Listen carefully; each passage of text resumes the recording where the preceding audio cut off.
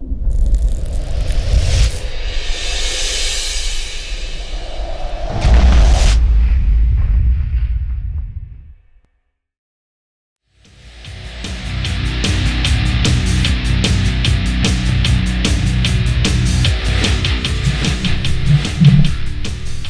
everybody, it is Friday, July 8th, 2016, and we're back for another CSW podcast. Bob Berge here, and I've got Alan Baker. Hey, guys. Here with me, and this week, I think we're going to talk about designing a workout, or how do you structure your training sessions? Are you training with purpose? We have a new video coming out with Ben Jones, STX Kickboxing Heavy Bag Drills. In that video, in the introduction to it, I may even add it to this so you can see it. He mentions doing your heavy bag workout on purpose and having structured drills, interval training, basically not just hitting the bag. Going in there with no purpose. We observe that a lot with people in their training. Welcome to the STX Bag Workout Program. This is one of my favorite things to do. The heavy bag is probably one of the most underused tools in every gym. Most people, when they go to do a bag workout, they don't know what to do. They come in, they hit the bag, they kick the bag, they knee the bag, but they have no rhyme or reason, no rhythm, or no foundation in order to follow a bag workout to make it more effective. The heavy bag can be your best training partner. You can do all the mitts and all the Thigh pads you want. Thigh pads are really good too, but the heavy bag is the best thing to generate power. Also unbelievable for conditioning. This is the only training partner you will find in your gym that you can punch, kick, knee, bite, headbutt as hard as you possibly want, and you'll always keep coming back. So I developed a bag workout system for the STX program. Today, for all the punching combinations, we're gonna use the 3-count combos, the 6 3-count combos that STX uses mostly. Number 1, the jab cross hook. Number 2, the double jab cross. Number 3, jab hook cross. Number 4, cross hook cross. Number 5, hook cross hook. And number 6, rear uppercut hook cross. Those are the only punching combinations we're going to use today when we say use your 3-count STX combinations. The first set of drills we're going to do here, you can do by yourself or with a partner. It doesn't require having another partner in order to do them. You can do them at home, you can do them at the gym, you can do them by yourself, or even with your whole team. If you're a coach, you can have your team do them, or if you're a class, teaching a bag class, teaching a Muay Thai class, a kickboxing class, you can have them do these drills. All you'll need for this program is a heavy bag and a timer. If you don't have a timer in your gym or at your house, there's plenty of apps you can download for ring timers. I like to use 3-minute rounds, and I also like to use the intervals in rounds. I like to use the 30-second intervals. It helps me change. It also helps me not have to stick to one specific combo for 3 minutes straight. I can do one combo for 30 seconds, the bell rings, it tells me switch to combination number 2. So if I was using jab cross hook for the first 30 seconds, then I could use double jab cross for the second 30 seconds, and so on and so forth, staying within the STX combinations, 3-count combinations. What do you do when you go in to do your workout? I just used the heavy bag just now as an example, but it can be applied to any kind of class. It can be jiu-jitsu or your CSW class, your kickboxing class, you name it. I could go through the whole list. How do you design your workouts? What's an efficient way to do that? So we're going to talk about that a little bit. Then we'll get into some news, and then we'll send you on your way to have a nice weekend. And then I think next week we're going to do one with a guest. Alan said he has a surprise guest for us. So, well, Alan runs a really successful school in Atlanta, and he is a really, his work ethic for training, I've seen it personally for many years now. That guy gets up first thing every morning, even when we're traveling, and he's at the gym and training on purpose. He's shown me some of his systems just for, maintenance routines, weight training, etc. So he knows a lot about this subject. So I'm going to turn it over to him a little bit. We'll go back and forth about it. I've got my own thoughts on it, but I thought it would be a good subject to bring the podcast back with. This is a nice subject, and before we get into any deeper stuff, let's just talk about how you design your workouts. Okay. Well, for me, I usually start off with some sort of body opening. I break it down into three categories: opening, loosening, and untensing. And so when my first session is going to have a piece of each one of those elements. Joint opening, I'll also refer to it as joint expansion. A lot of the material I learned from Chinese Kung Fu. I've done it for many years. And they use different body positions and movements in order to expand a joint, to decompress a joint. So they start off with the major energy gates or major joints of the body, the hips, the shoulders, and then they'll work through the smaller ones. It's something I've done my whole career, and it's been a fantastic maintenance element for me that has allowed me to keep going even as I age. And so I will usually hit a few moves from that. And I generally always hit the major gates, which is like the shoulders and the hips, depending on time. I work out from there.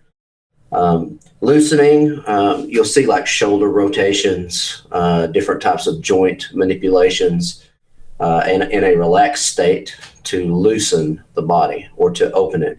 And it's the way I like to explain it when I teach it is it's just I'm going to visit the range or an unfamiliar range very lightly with the move, using the weight of the limb repeatedly until I start to get open up and I get a little more range. The third section is like untensing or relaxing. I don't really like using the word stretching. I don't think personally there's such a thing as stretching. You gain range in muscle by untensing it, releasing tension. Many ways to do it. One of them that's been very successful for me is PNF, or proprioceptive neuromuscular facilitation. I'm trying to say that 2 or 3 times. I don't know that one. They use tension and release, tension, release, and different forms of that. Okay. In order to coax a muscle to release tension out of it. I believe that we have the Golgi tendon that is in the ends of muscles. And again, I'm completely speaking out of my element here, but the research that I've read, you have to convince that to let go. Because one of the things it does is try to protect your body by maintaining a certain level of tension to keep you from visiting range that your body's uncomfortable with. So I have major moves that I do, untensing or trying to release that tension out of the body. This whole going through all three of these may take 15 minutes. It takes a lot longer to learn the material than to actually do it when I'm starting a session up. From that, I generally will go into some sort of breath training. There's different types of breathing patterns that I use. One of them is like a cleansing breath. I will generally sit for a moment and just focus on the breath and get the pattern going. And I do this prior to actually starting the warm-up portion of the workout. And one of my goals is I want to set an internal time with the pulmonary system so that when I start moving my body, if you don't pay attention to it, a lot of times your breathing patterns will start to match your physical patterns. And for me, I like to train to keep those separate. I prefer for my breathing pattern to be on a different time and a steadier time than my body motions, because obviously you're warming up. The movement of the body is going to step up. You're going to be running or doing various jiu-jitsu drills, that type of thing. So I start with that just to kind of get it ingrained in the system, into the nervous system, and mentally to be aware of it, so that when I start warming up, if I'm doing like shrimp drills or umpas, I stay aware of it and I maintain the separation between the two. Sometimes I forget and I got to go back and get it. One major reason is because it brings oxygen in the body. And I tell my guys this all the time. You'll get up, go through your day, go to sleep, get up the next day, go through that day, go to sleep, and you'll never take a full breath. You'll never fully exercise your breathing system, your pulmonary system. And that's important. It's just like going to the gym and doing a curl for a bicep. If you don't work it, you're going to lose it. So it's for me, a very important element in any routine I do, even if I'm just going out on the floor to kick the bag for a little while. Then I usually go into the warm up. It depends on what we're working. I break my training sessions down into what I term environments. One environment may be stick or knife training. The next one might be striking, Thai boxing, the STX kickboxing. I'll be on pads. We're going to be on the bag. Next for me is like pummeling.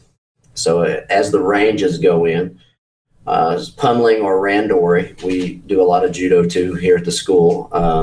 So we kind of mix it up. And then obviously ground. Sometimes grappling, sometimes we'll go gi, sometimes we'll pull the gi off and go no gi. We do a lot of training on anti-grappling or counter-grappling. Maybe I don't want to grapple with this person, but I still need to win the fight. So depending on what we're training that day, that's what we'll work into. And I generally will set up, you asked about how do I set up the week, set up the month. Usually on Mondays, I schedule my whole week. Because yep. I'll send you a text on Monday and say, well, what do we got to accomplish this week? And I do the same thing for training.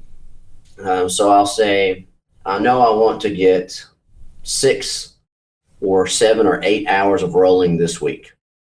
And I know I want to get 2 hours of pummeling. I'd like to get at least an hour of stick or knife work. So that's how I set it up. And then I'll look at my week and I'll plug it in on a schedule of what's available. That's exactly what I was getting at. And, my goal is by the end of the week, I've got my 8 hours, or, hey, I've got 2 hours of pummeling. And this always turns into a competition between me and the guys at the school. So, we'll start on Monday, and by Wednesday, you're going, hey, how many hours you got this week grappling? They'll go, well, I've got 8. What have you got? I'll have like 4. And I'll be like, so I may come in on Wednesday or Thursday, look at my schedule and have 2 extra hours. So I'm like, well, I'm going to call up one of my friends and let's see if we can't catch up with these guys. Sometimes they'll spend the whole week grappling, and then at the end of the week, we'll have a conversation about it. And I might not have caught up with them on grappling, but they didn't do any pummeling that week. They didn't do any striking training, so I win. So it works really good for planning my week out.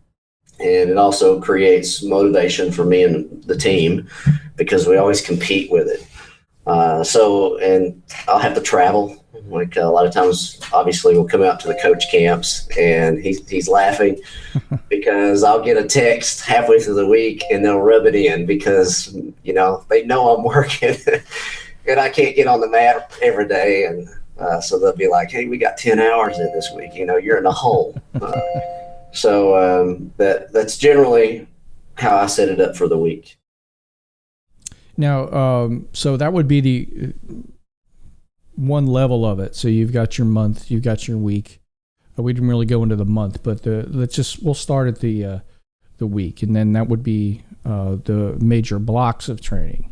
Right. So let's go a little deeper into it and say, okay, now the actual session itself. Let's say I have an hour to train today. In whatever I'm going to do. You may do more or less, whatever block you've slotted for that day. You mentioned putting this into blocks that you have per day. Mm-hmm. So let's say today I'm going to do a CSW submission grappling session. Now, how do you like to structure your workouts? What we usually do is pick a major area of focus, and I will literally break down my workouts in either 3 minute, 4 minute, 5 minute, 2 minute, depending on what we're doing, rounds. And those rounds could be intervals. They could have intervals within them using Tabatas and things like that. We always work with timers. We like to have music going. It's personal preference, but it's a pretty thought out workout. It's not, we don't go in there and go, well, what do you feel like doing? That happens once in a while, obviously. Sometimes you just want to play, but most of the time we're in there with a purpose. So I'll look, okay, so how much time do I have in an hour? How many rounds can I get in? So you literally will say, okay, well, these are 3-minute rounds. How many can I get in 60 minutes? And then you factor in, what's your rest periods? Are they 30 seconds? Are they 1 minute? 1 minute? I'll literally list all of that out and go, this is how much we should be able to get in. And then you need to chop a little bit of that off because there's going to be fudge. There's going to be questions that come up and stuff. And even if it's a class, there's going to be teaching time, et cetera. I'm talking about workouts right now with guys who already kind of know what you're getting into. And there's going to be a little bit of teaching in there. But that's how we do it. It's literally to that level of detail. And then you're pulling from your curriculum. Like, this is student level 1, student level 2, or whatever you're working from. These are the notes. This is what we're going to be working. And that's our framework. And then off of that framework, if something comes up, then we can get creative. If we want to get into, we're getting our foundational things in there. We know we're hitting the right notes. Then off of that, oh crap, I just discovered something. Cool. I didn't invent anything because we're not inventing anything. We're discovering things, and routes are appearing magically that we just didn't see before. So that's real fun, though. But in my experience, those don't show up very often if you're not training with a purpose. And if you don't have a plan, you magically are not creative. It's almost like you're forcing the creativity through hard work. You just work, crank. You're just going constantly after it. All of a sudden, this stuff starts showing up magically.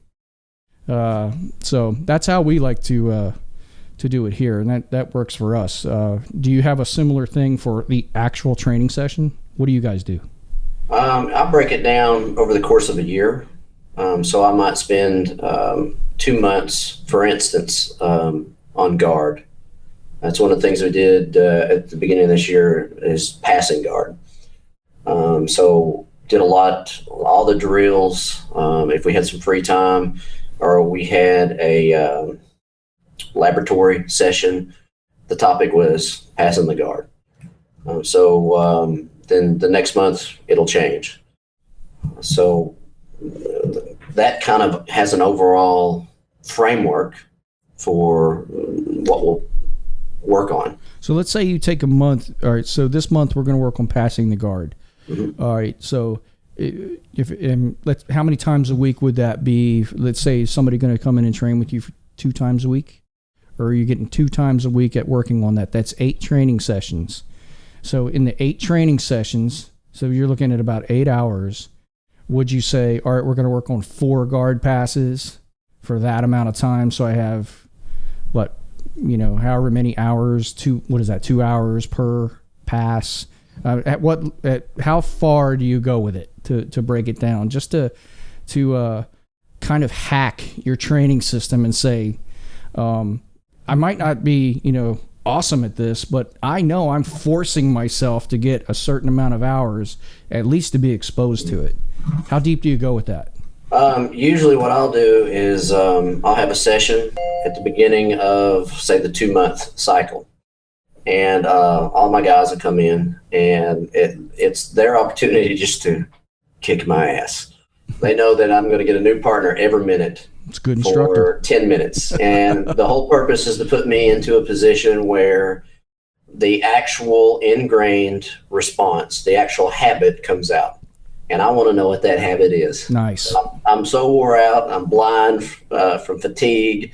Can't hardly breathe. What do I do? And there's certain things that I'll notice. I'll usually record those last few minutes and go, dude, that was a big mistake. And I know not to do that, but the fact is I did it. And I did it 3 times. I did it with Chris. I went over here with Luke, and I did it again.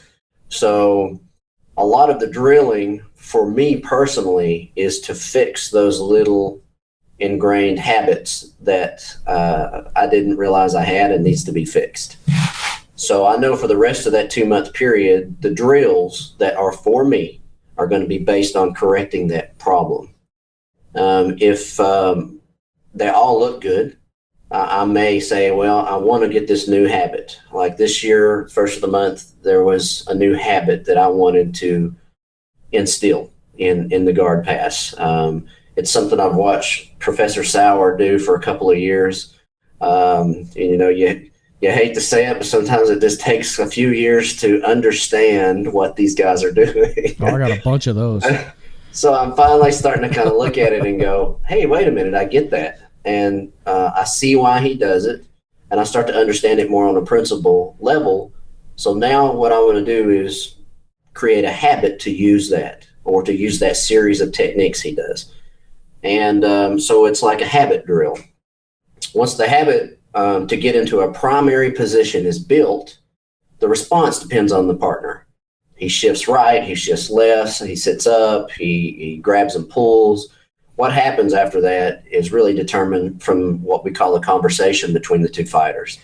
But generally, your initial response for me, or the initial habit, will set me up in the positions where I have more success. Some positions are just, there's not that many things you can do out of there. So I don't know if that's what you were looking for. Well, and that gets into also the territory of leaving your ego at the door. And I remember hearing stories about Rickson Gracie back in the day, putting himself in positions and saying, I'm only going to use this move today. Yeah. And that's all. He didn't care, and seeing Eric Paulson, who is an absolute genius, that thing you said before about hitting you later when I've been with that guy for well over 2 decades, and I'm just now starting to go, oh, that's what he meant like 20 years ago. He's just a genius. So we're lucky to just even be around him. But anyway, so you're talking about getting the new habit. So I think maybe an important part to mention on that is you're going to lose a lot when you start doing that, because you're not going to default back to your primaries. I know Greg Nelson mentions a lot, you've got your 2 or 3 moves, maybe even 2 or 1, 1 or 2. Grudan mentions this all the time too, that are going to work under extreme stress. Well, what you were just talking about would be, you're smoked. Like that's when it comes out. You got nothing left, and that's when what you really know is going to come out. You default back to it. So I would think that if you're now going to do that and try to modify your go-to things. Sorry about the dings. Some technical errors here. We haven't done these in a while. I'll figure that out later. But anyway, if you're modifying your go-to move, you're probably going to lose for a while. You're not going to do very well, and it takes a mature person to accept that you're going to probably get the crap kicked. I mean, white belts are going to be tapping you. You're trying some new stuff, and it takes a really a properly balanced person to accept that, and you not go in there and try to have a gym war every week, where you just hey, I beat everybody. Well, so what? You didn't get any better. I mean, I've heard Eric Paulson say that 1,000,000 times, but you can always say it another time. You can't say it too much. If you're not that properly balanced person, that's one of the beautiful things that'll come out of training martial arts, grappling, gi or no gi. I tell my guys this all the time. The tide comes in, the tide goes out. That never changes in jiu-jitsu, never changes in no gi grappling. You're going to be good for a little while. Everybody's going to figure out what you're doing, and then you're just going to suck for a little while. Get used to it. And, I tell the guys, life is the same way. You know, and if it shocks you so bad every time you start to go down on the down curve, you know, you don't get anything accomplished. That's the time to open your eyes and learn what I'm going to fix, and everybody rises with the tide, and we all go through the same thing. Doesn't matter where you are on the scale. Yeah. You know, the people, they think you get your black belt and go, that never happens. That's not true. Yeah. You know? So, you might fight it off and act like it doesn't happen. Yeah. But, if you're being honest with yourself and your team, and when I say team, like my guys that I train with, they know. You know, you're going through that little dip. Well, then let's use it. And we all just accept it as part of the process. The next guy's up. You know, so it is what it is. It's a great place to learn that lesson. Joe Rogan drops into that conversation all the time. I've heard him, you know, a million times talk about that. You know, boy, jiu-jitsu will expose you as a human being. Grappling in general, it's just like when you've got a monster on you and you can't breathe, and check your ego a little bit. Yeah, or at least you're not getting your face smashed in. But yeah, I mean, if it's just for the rolling part of it, unless you're doing the MMA. But you know, if it gets a little out of hand, but still, I mean, that can be a if you're not ready for that, if you're a I always get a trophy kind of kid, that's gonna fix that real quick. And that new guy might get you. I know we're going down a rabbit hole a little bit with you know, the ego thing. I'll bring us back to structuring your workouts, etc. But I think that's important. I like the idea of training with a purpose. Where am I weak? Now, yes. if you're a fighter, that's different. There's different theories on that. You know, you have a very extreme thing coming up. I've heard different theories on that with different coaches. You know, train your strengths. You know, that kind of stuff, rather than messing with your game too much. That's a different thing. I'm not trying to get into fighter training right now. I'm just talking about regular guys like us, just doing our workouts. And because most of the people who are going to be interested in this are regular guys. They have to go to work, they have jobs, and how do you get better? You know, you have different goals. And I know, you know, we're both very busy. You know, long work days, but still getting those workouts in is pretty important. I ride the roller coaster too. You know, I'll have periods where I just suck, and you know, my diet's not right, and you know, I'm not training as much as I want to. And then I have other periods where it just seems to naturally, wow, I'm rolling right now. It's really clicking. Yeah. I just think sometimes you just have to ride that wave, and like you said, the tide goes out, comes back in, kind of thing. Well, it kind of works that way with all of it. But I think hacks is kind of a word, you know, that's real popular right now. Hacking everything. I've seen some stuff on YouTube. Guys are saying, you know, hacking different things, and I'm a major nerd from way back, so been using that word forever. I like that they're applying it to sports. I think it's definitely possible to hack your training and say, all right, well, what can I put in place that is going to be there when I'm at my worst? A lot of stuff I've been reading lately that seems to be a thread that's popular, or an undercurrent that's going through a lot of people's writings right now, is putting systems in place that are going to take care of me when I'm just not mentally strong enough to do it myself. I don't have the willpower. You know, I don't feel like doing that today. You know, but if I look at an outline, well, that doesn't take much thought. I've already planned it out. Like you said, you know, I've planned my week when I was at my best. So I had my coffee, which was every day. I had my coffee, you know, I had my planning session, and now I'm just going to go through my week. And I might be tired on Thursday afternoon. I don't feel like doing this. But I pull out that outline that I've already planned out. You do one drill, you do two drills. Before you know it, you're into it. Now you know, your timer's just going. You can sort of check out a little bit. It doesn't have to always be tons of thought. And you'll get that, before you know it, that training session is over and you really did work on some things. Which brings me to my last point with it is reviewing your progress and tracking your stats. How do you like to do that? Or what actual systems do you use? What apps do you use? Do you use any apps for that? How do you review your week, your month, your 3 months, your 6 months, your year? It depends on, what environment I'm playing with, but we've primarily been talking about grappling. Like, for instance, the new position, the new series that I've been working on for the guard pass, I play it off of different ranks. I might start off white belt, blue belt, purple belt, brown belt, work my way up to trying to do it on a black belt. It takes time. I might go through the whole series and come back later in the year, and then now all of a sudden I'm able to do it against the black belts in the school more often.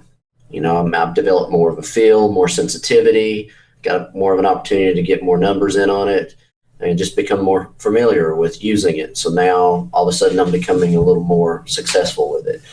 I usually measure it like that. So, I'll see it when I'm playing with the guys and that type of thing. Well, that's your method, but what are the mechanics of measuring it? Do you use Apple Notes? Do you use Google Docs? How are you actually recording this information, and is it in a place where you can easily access it? How do you hack that system? What are you using? I actually am not that technical. That's fine. A lot of people aren't. I mean, a notebook is just as good. What do you prefer? That's what I use. Okay, that's fine. Yeah, I take a lot of notes. I have my whole career, and I just journal it. Perfect. Now, what's your actual method for going back through that? What's a day in Alan Baker's review process? Do you just sit there and go through your notes? Do you then take notes on your notes and put that in a system so you can go back and track what you're doing? Well, for my own work, I generally keep track of it up here pretty good. Okay. When I crack these notebooks open is I do a lot of research. I sit a lot of time. Like we said, I schedule my whole week. Usually Thursday mornings is a laboratory. So whatever topic I'm working on at the time, I'll go back and get all of my notes on that topic. For instance, we did one recently just on Salat. So a lot of the notes I had from training with Guru Dan over the years. You'd come in my office and they would be open to the page I'd be taking a look at, say a certain series. And each book would have a little piece in it that the other one didn't. So that's how I use them. I'll go back, and for instance, if I'm looking at a certain thing, I'll crack all those open and I'll look at every source of information I have on that topic. And books too. I probably have a library of over 3,000 books. So if we're working on guard, everything I can find that's related to it, I'll go review it. You may look through it and go, I remember that. I've done that before. Or you might be reading through something you looked at 6 months ago and see one more little thing you didn't notice and, add it into what you're doing. I like what forces me to do that research is curriculum design. Nice. So when I'm putting a new curriculum together for whatever, it forces me to go do that research, whether I'm going to use the curriculum in the school or not. And like in the last 5 years, I've written them that they'll never see daylight. But then I put one together that was self-defense based, and we had an opportunity at the first of the year to put a class in on the floor to answer a self-defense question. So one of the curriculums I had started playing with 5 years ago ended up being taught on the floor. It's the Aries program now.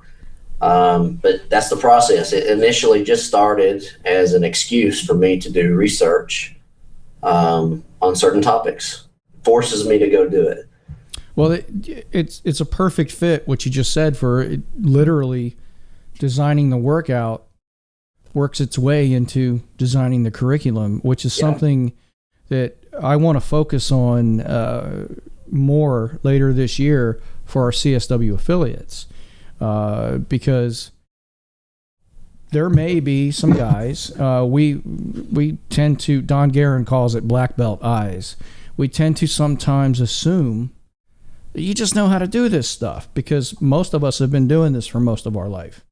And we struggle with it sometimes too, but you might have someone that's a little bit more green or, been in it less time and they're not quite sure how to do this. I think it's important to bring this out. There are systems, there are ways. There's a definite way to do this that's pretty efficient.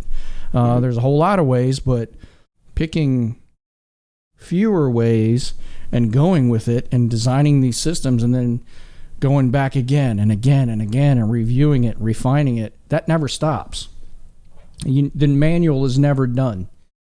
So we'll have manuals. Okay, great. We're finishing up the student level manuals for CSW right now. There have been outlines for years. Now they're getting more detailed. The STX kickboxing is coming too, and then MMA. So we're getting into those. Those are systems, and those are systems at this point in time. A lot of guys are doing, mainly Eric Paulson, but a lot of other guys, active professional fighters, students, instructors, that all feeds back in. If you have a live system, research is coming back in all the time. Once again, it comes back in. It's a malleable thing. It's never done. It's always evolving and changing. And, Guru Dan's been teaching us that, he's been doing it before I was alive and I'm kind of old. So, he's the example for all of us. And you can probably pretty much trace back anybody who's doing anything today has in some way crossed paths with him. We owe so much to that guy, but I won't get into that. Guru's the man. But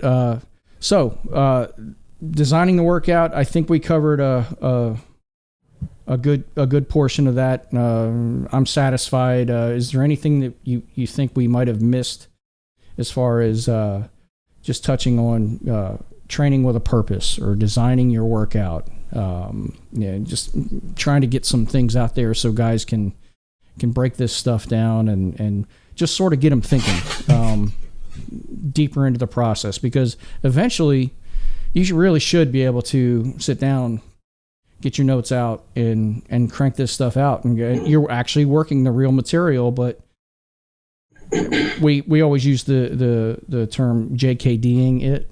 Well, you can't JKD it if you don't know it in the first place. Right. So you can't just wing it because you saw it on TV. You didn't put your hours in. We have online courses. I'm all about that. I'm a visual learner. I love watching a lot of videos, but it's nothing unless you're on the mat, unless you're getting punched in the face, unless somebody's trying to hit you or swinging a stick hard at you. You don't know. Looking at it is not good enough. You have to actually put the time in. But if you're doing that, doing your research, putting your time in, spending your time on the mat, resistance, drilling, all those things, I think at that point you should be pretty good at setting your goals, designing systems, and then training with a purpose. Agreed. To me, it's like running a business. What is your overall mission statement from the very beginning for your training? Is it sport-based? Is it self-defense based? Am I training a team of people? For instance, law enforcement, military, that type of thing. And then it'll come down from there. So for me, I'm mostly self-defense based. That's my primary mission statement for my training. What I want to be has that in it. And then it just comes down from there.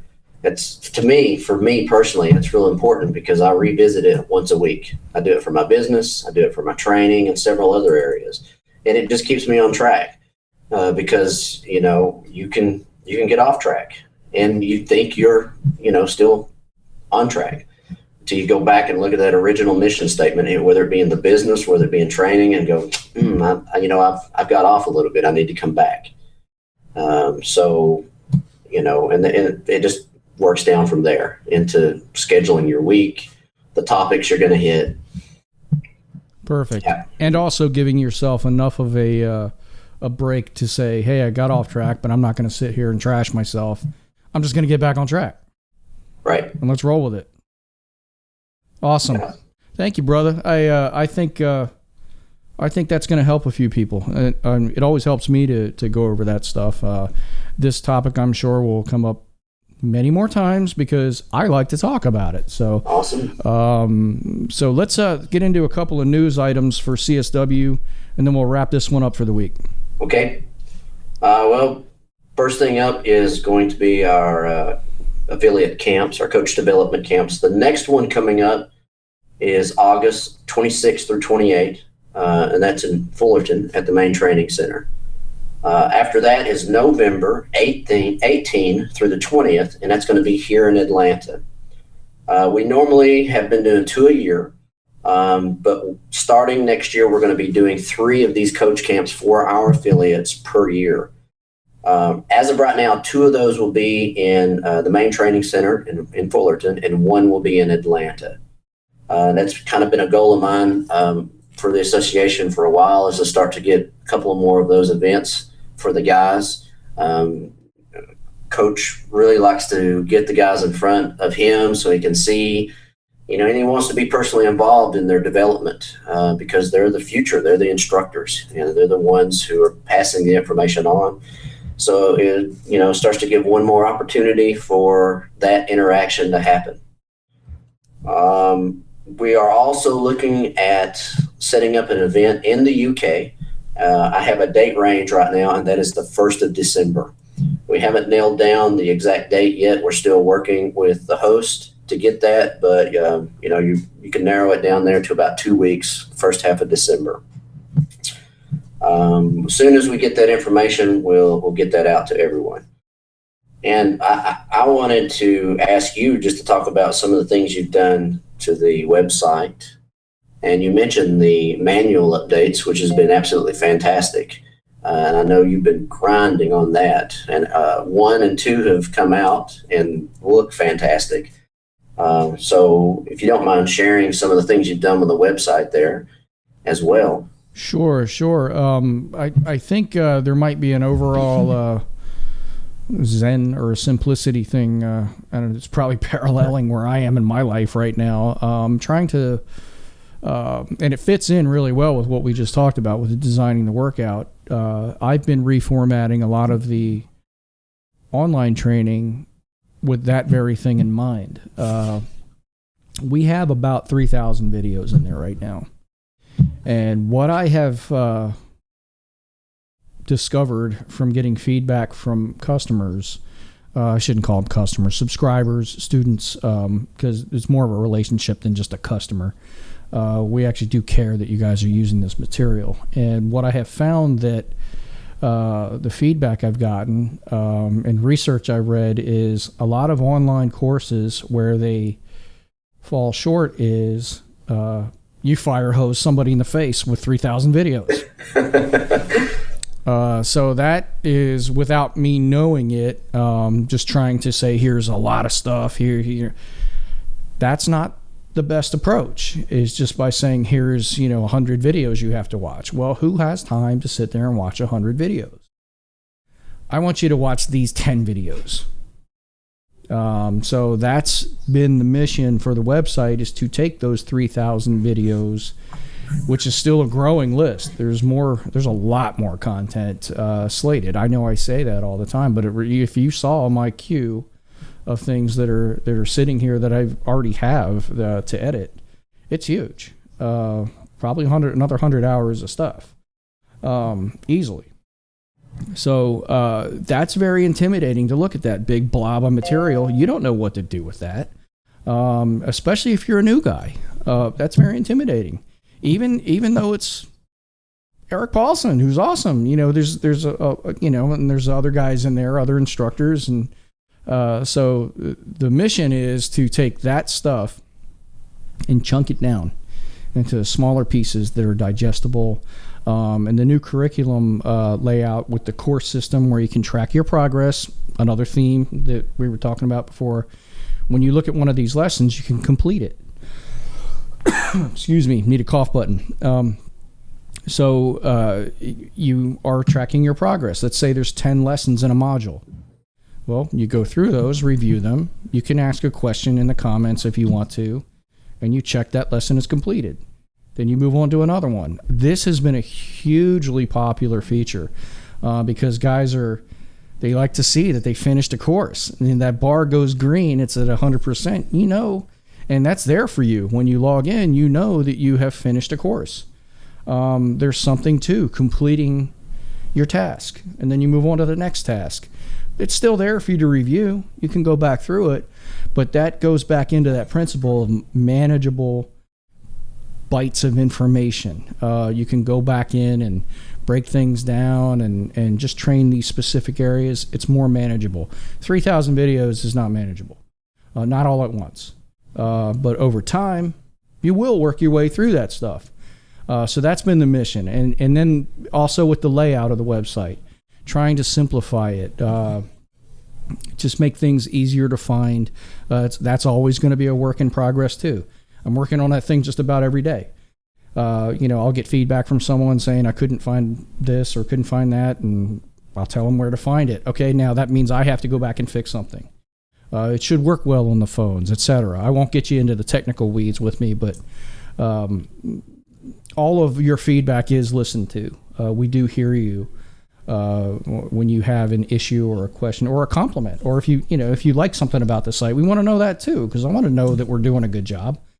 Now the manuals are really crucial. That's a real big focus right now, is to finish redoing the manuals, because just like we talked about, you need to know where you are, and at the end of each manual is a test.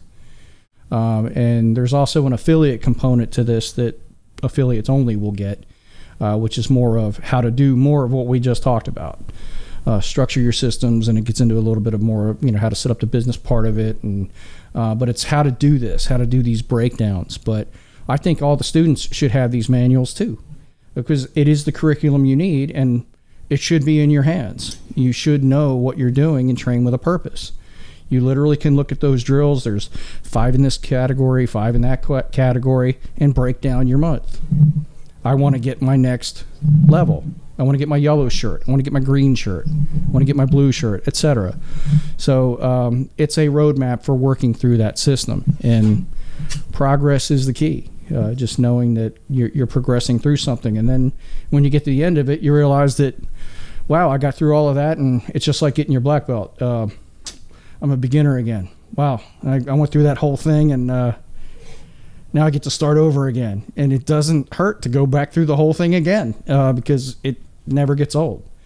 You can never train it too much. So that's been the main goal with the website. And new products coming out. CSW Foundations from Ben Jones has been really successful. That's a really cool video that fills in some of the gaps for some of the more basic material that get you ready for the student levels. 2 new ones are coming out. First one is CSW Shadow Wrestling Drills. He did a whole bunch of solo exercises, bridging and shrimping, all kinds of things that are just good foundational material if you're going to be a good grappler. And most of his stuff is CSW focused, because he is the guy under Eric to go out and do these seminars. He's giving seminars actively right now. He'll be doing a seminar tour here shortly. And then the other one that will be coming out next week, early next week, will be STX kickboxing heavy bag drills. There's 25 heavy bag drills on there. It's about a 40-minute video. It's not a long video, but it's great. It's exactly, once again, the theme of this one was breaking those things down, and that's exactly what Ben goes into. I'll include a little clip of it in this podcast so you can get an idea of what we're talking about, but it's training with a purpose. And even if you're on the heavy bag by yourself, start that timer, break things down, train with a purpose, and you'll get a great workout and you'll have accomplished something. You'll move closer to that goal rather than kind of wasting your time just patty caking on the bag and thinking you're doing something. You don't want to be that guy getting filmed in the gym, right? Anyway, seriously, it's really good. The same concept applies all through, and Ben's awesome at it. But a lot of new stuff going on with the website, more affiliate content coming out. So if you guys have feedback for us with that, let me know. I won't get offended if you have a problem with something. If I don't have your feedback, I won't know that it needs to be fixed. Compliments are welcome too. You know, if we're doing a good job, let us know that too. You don't have to just tell us we suck. So anyway, that's all I had for this week. Right. And on that topic too, you guys, we are points of contact for the CSW Association. If you have questions about the association, the things we do with our affiliates, our instructor program, you can get in touch with me at any time. You can find me on Facebook, active on LinkedIn and Google+, Alan Baker, and you should be able to find me. Feel free to reach out, friend, whatever. It'd be good to meet more of you guys. Awesome. All right, everybody, have a good week, and we will see you next week.